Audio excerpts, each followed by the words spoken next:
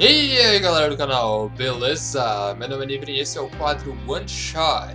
Então sem mais delongas, bora lá! A história desse One Shot começa com o Shinigami Ryuki sendo zoado por seus colegas por ter perdido seu Death Note mais uma vez. Até aqui nenhuma diferença, tanto na história quanto no seu design. A única diferença é o sistema de ranqueamento do One Shot, que diferente da versão final onde cada Shinigami possui um número que o representa, aqui esse rank é definido por letras. E como vocês podem ver, Ryuki é classificado como Shinigami de rank C, ou seja, um bem meia boca. Em seguida nos é apresentado o novo protagonista, seu nome é Kagami Taro, e ele é um garoto bem diferente e mais novo do que Yagami Light, o protagonista da versão final. Light, Right ou fale como você preferir. Taro não entendia o que estava escrito na capa do caderno, mas resolveu levá-lo para casa para utilizá-lo como um diário. Quem nunca fez isso, né pessoal? Totalmente plausível. Não, e agora vem uma parte maravilhosa. Porque ao chegar em casa, Taro começou a escrever coisas do seu dia a dia no Death Note sem saber o que ele realmente fazia. E o que ele escreveu ali foi um relato da agressão que havia sofrido naquele dia por dois colegas de classe.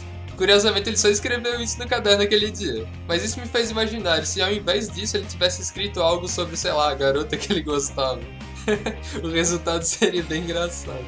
Continuando, no dia seguinte o professor avisou a turma que os dois garotos tinham morrido de ataque cardíaco. Taro então ficou com aquela cara de pastel como quem diz: "Oh meu Deus, o que será que está acontecendo?" E no fim da aula outros 3 garotos decidiram bater nele por motivo nenhum, pelo que parece. Voltando para casa ele finalmente decide fazer alguma coisa sensata, e então ele procurou no dicionário o significado dos dizeres da capa do caderno.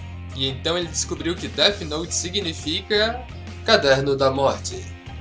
Beleza, agora eu vou dar algumas alternativas para que vocês me digam o que vocês acham que ele fez ao descobrir isso. Alternativa A, ele ficou com medo e jogou o caderno fora.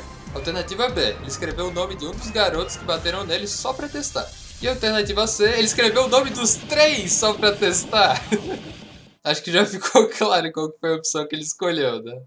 Beleza, quando ele chegou na sala, o professor mais uma vez veio anunciar os óbitos. E ao receber essa notícia, Taro só conseguia pensar em uma coisa: meu Deus, se minha mãe encontrar o caderno, isso vai dar muito ruim. Então Taro volta para casa desesperadamente, abre a gaveta, pega o caderno, mas antes que ele pudesse fazer qualquer coisa, Ryuki aparece na sua janela. Então ele casualmente lhe explica como o caderno funciona.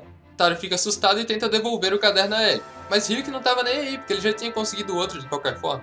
E em seguida, para piorar tudo, a mãe dele aparece no quarto. E é aí que Ryuki explica para ele que mais ninguém consegue enxergá-lo. Depois desse susto, a mãe de Taro diz a ele que a polícia queria interrogá-lo. O moleque nessa altura do campeonato já estava mais branco que uma parede, mas ele foi lá mesmo assim. E é aí que o One Shot nos apresenta o L dessa história. Esse não é o codinome dele, mas seu papel é praticamente o mesmo, digamos assim. Mas antes que você pense que ele é um adolescente genial, com hábitos curiosos, pode esquecer. Porque na verdade ele é só esse tiozinho genérico aqui. Mas não é só isso não, porque esse cara tem um assistente. Ah, grandes merda, depois eu falo sobre ele. O que vocês precisam saber agora é que os questionamentos que eles fizeram ali não deram em absolutamente nada de primeiro momento. Mas nosso querido L da terceira idade não iria nos decepcionar, já que em seguida ele teve uma epifania que fez com que ele lembrasse de um acidente similar que aconteceu na década de 70. Segura essa memória de elefante aí. Depois de ligar os pontos, ele perguntou ao seu assistente: o que você faria se você pudesse matar pessoas só de pensar nelas? E o assistente lhe respondeu: eu mataria todos os bandidos e pessoas escrotas do mundo, para assim criar um mundo só de gente legal. Ele ri da cara dele e então diz: bem, então você teria que matar praticamente o mundo inteiro para conseguir isso. E sim, esse discurso do assistente é o mesmo utilizado por Light na versão final. Pelo menos a motivação desse cara aleatório teve algum propósito no fim das contas. Taro também se sentiu tentado a ser um justiceiro, mas depois de ter um pesadelo com as pessoas que ele matou aquela noite, ele se arrependeu. Ryuki então lhe dá um novo item de Shinigami para ajudá-lo. E esse item, meus amigos, se chama Death Eraser. E sim, ela faz exatamente o que vocês estão pensando. Taro não pensa 2 vezes, então apaga os nomes que escreveu no caderno. E bem, como num passe de mágica, os 5 revivem como se nada tivesse acontecido. E inclusive, eles foram para a escola no mesmo dia. Isso sim que é ser dedicado aos estudos, puta que pariu. Eu não preciso nem dizer que esse artefato foi removido da versão final, né? Quando L tomou conhecimento dessa ressurreição aleatória, ele foi até a escola interrogar os alunos. Mas antes que eles pudessem falar qualquer coisa, os 5 morreram de novo.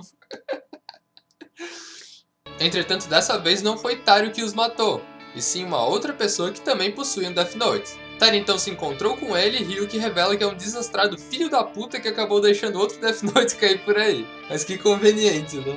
Depois disso, Taro convence o outro garoto a ir até a delegacia explicar o que estava acontecendo. Ele aceita e então as explicações começaram. E o jeito mais fácil que eles encontraram de provar o que estavam dizendo seria matando e revivendo alguém logo em seguida. O outro garoto então escreveu o nome de Taro, ele morreu e em seguida foi revivido quando seu nome foi apagado do caderno. Ele e seu assistente ficaram impressionados com o que viram e então queimaram o Death Note para que ninguém mais pudesse utilizá-lo. O que ele não contava é que haviam 2 cadernos nessa história, e Taro resolveu ficar com o seu para si. Alguns anos se passam e Taro aparece zoando a nova moda do momento, que era uma espécie de Death Note falso. E a história acaba aí, com eles lendo um questionário de uma revista sobre esse tal caderno. E é isso aí. Falou, galera!